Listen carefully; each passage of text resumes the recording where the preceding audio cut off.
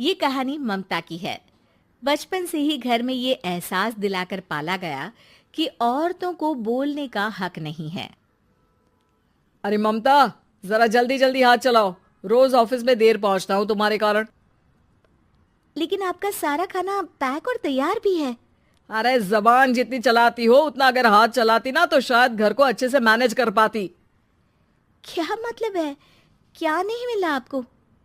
मोजे मोजे कौन देगा? ममता भागकर पति को मोजे देती है। वो हर किसी का ख्याल रखती, लेकिन उसके घर में रोज का रोना लगा रहता। अरे माँ, आज स्कूल में टीचर ने मुझे फीस के लिए डांटा। माँ, मुझे अच्छा नहीं लगता कि स्कूल में फीस के पैसों के लिए मुझे कोई भी बात सुनाए। अरे पर बेटा, ये तो पापा करते हैं ना, सारा ऑनलाइन। मुझे तो इसकी जानकारी भी नहीं है। हाँ हाँ, बना लो बच्चों के सामने मुझे बुरा। अरे करता तो मैं ही हूँ, माना, लेकिन मुझे कोई सपना थोड़ी ना आएगा कि बच्चों की फीस जमा करनी है। अरे बताओगी तो तुम ही ना। ममता की अब ये आदत में शुमार हो चुका था। वो हमेशा हर बात के लिए खुद को ही दोषी मानती। एक दिन वो पड़ोस की दोस्त से कहती है, समझ नहीं आता यार, मैं इतनी डम कैसे हो सकती हूँ। बात तो सही भी है ना। अब पति बेचारा नौकरी करे, पैसे कमाए, या फिर ये देखे कि बच्चों की फीस का वक्त है। क्या करूँ यार। पता नहीं, मेरे पति तो सारा काम खुद ही करते हैं। वो तो कहते हैं कि तुम थक जाती होगी, सारा दिन घर बाहर बच्चे। तो अच्छा, ऐसे भी पति होते हैं क्या? अरे क्या बात कर रही है? भाई साहब कभी तुझे किसी बात के लिए सुनाते नहीं? किसने कहा नहीं सुनाते? अरे ये पति चीज ही ऐसी होती है कि बिना पत्नी को सुनाए उन्हें चैन की नींद कहाँ आती है। तो तू भी परेशान रहती होगी कि कैसे, क्या, कब भूल गई। अरे वो तो मुझे बस इस बात के लिए ताना देते हैं कि मैं वक्त पर खाना क्यों नहीं खाती या पार्लर जाकर अपनी साज सज्जा क्यों नहीं करवाती। पड़ोसन बोल ही रही होती है कि ममता के बेटे की आवाज आती है। अरे माँ, क्या हो गया? लग नहीं रहा कि आज आप मुझे पानी भी देगी। अरे कब से खाने के लिए वेट कर रहा हूँ। अरे यार, मैं चलती हूँ। बेटा खाने के लिए वेट कर रहा है, मैंने उसे खाना भी नहीं दिया। अरे 12वीं में पहुंच चुका है तुम्हारा बेटा, उसे बोलो खुद पानी लिया करे। मैंने तो अपने बच्चों को काम करना सिखाया है। अरे यार, खुद की भी तो कोई लाइफ है। माना जब नहीं कर सकते थे तो किया, लेकिन अब इतने बड़े बच्चों की हर बात मानेंगे तो मुश्किल तो अपने को ही होगी। ममता को पड़ोसन की बात में दम तो लगता है, लेकिन करे क्या, आदत भी तो खुद ही ने डाली थी। ममता घर जाती है कि तभी बेटी आ जाती है। माँ, परसों मुझे एक शादी में जाना है। तेरी वो जो लाल वाली साड़ी है ना, उसे दे देना। मैं आज जाकर टेलर को दे दूंगी, वो उस साड़ी से सूट बना देगा। अरे नहीं नहीं तारा, वो मेरी माँ ने मुझे दी थी और उस साड़ी से मेरी काफ़ी भावनाएं जुड़ी हैं। तुमको ना मैं दूसरी साड़ी दे दूंगी। ओके, कोई बात नहीं, लेकिन आज दे ही देना पक्का। तारा माँ की साड़ी से सूट बनवाकर पार्टी में जाती है, लेकिन जब वो पार्टी से लौटती है, क्या है, मैं तो समझ ही नहीं पा रही हूँ। अरे जब वो साड़ी मांगी थी तो ये छल्ली सी साड़ी क्यों दे दी? मैं ही पागल थी जो इस साड़ी का सूट बनवा लिया मैंने। माँ, जानती भी हो कि कॉलेज में मेरी कितनी हंसी उड़ी। तभी वहां ममता का पति सुनील आ जाता है। अरे गवार औरत, जब बेटी साड़ी मांग रही थी तो दे देती ना। अरे पापा, इनके तो इमोशंस जुड़े थे उस साड़ी से। ममता इतने सब के बाद भी कुछ नहीं बोलती।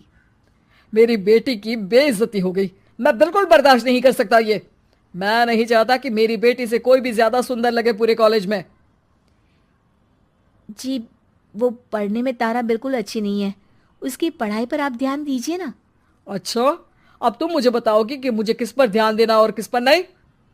रमेश जैसा ही ये वाक्य पूरा करता है, ममता की बेटी और पति उस पर जोर जोर से हंसते हैं। अरे ठीक है ना, पता ही नहीं चला कि कैसे वक्त इतना बीत गया। अरे कैसे पता चलेगा माँ, हम लोगों के पीछे जो तू बैताल की तरह चिपकी रहती थी, तुझे कैसे वक्त का पता चलता। ममता को पहले सास ससुर, फिर पति और बच्चों की तरफ से इस तरीके की बातें सुनकर उसका मन बहुत दुखी रहता था। एक दिन, सुनो ना, बहुत दिनों से कमर के नीचे बहुत दर्द रहता है। कल मैंने देखा तो एक फोड़ा था। अरे ममता, एक बार अपने पति से बात करो, वो तुम्हारा फोड़ा डॉक्टर को दिखा देंगे। अरे नहीं नहीं, वो तो गुस्सा हो जाएंगे। अरे क्यों गुस्सा हो जाएंगे? तुमको दर्द है? हाँ, लेकिन वो यही बोलेंगे कि ऑफिस जाऊं या फिर तुम्हें लेकर डॉक्टर के पास। तो बेटे से ही बात कर ले। अरे वो तो मैं कर लूं, लेकिन फोड़ा है ऐसी जगह कि उसे बताते मुझे शर्म आएगी। लेकिन कुछ ना कुछ तो करना जरूरी है ना। ऐसे कब तक फोड़े के दर्द से तड़पती रहेगी? अब तो सोच रही हूँ कि इनसे बात कर ही लूं, वरना दर्द के मारे कहीं मर ना जाऊं। लेकिन शाम को, ममता, क्या किया तुमने आज? खाने के डिब्बे में कैसा खाना दिया था? दाल खराब हो गई थी। कब की थी? दाल तो मैंने सुबह ही बनाई थी, खराब कैसे हो गई? अच्छा सुनिए ना, मुझे कहना है कि अरे गरम दाल बंद करोगी तो ऐसा ही होगा ना। बेइज्जती हो गई सबके सामने मेरी। ऑफिस वालों ने ऐसा मजाक उड़ाया कि क्या बोलूं। कल से ठीक से खाना देना है तो देना, वरना खाना देना बंद कर देना। बाहर खा लूंगा मैं। ममता, जो पति से अपनी परेशानी बताने वाली थी, वो अब ये सोचने लगती है कि कल से पति को खाने में क्या दे। अगले दिन ममता थकी थकी सी हालत में, आप लोगों के लिए नाश्ता बना दिया है, खाना बनाने की हिम्मत नहीं है आज तो। रात भर सोकर थक गई है ना, इसीलिए तो खाना नहीं बना सकती। हिम्मत नहीं हो रही है, मैं बस सोने जा रही हूँ।